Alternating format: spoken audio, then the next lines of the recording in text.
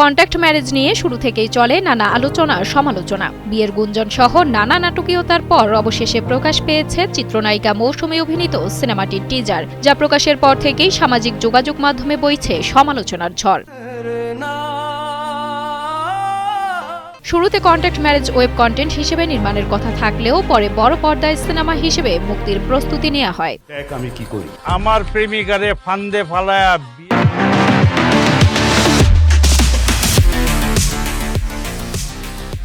গত বৃহস্পতিবার নির্মাতা হাসান জাহাঙ্গীর সিনেমাটির টিজার প্রকাশ করেন। এরপর থেকেই সমালোচনার ঝড় ওঠে। কেউ একে নিম্নমানের কন্টেন্ট বলছেন, আবার কেউ মন্তব্য করছেন টিজার দেখেই পুরো সিনেমা দেখা হয়ে গেছে।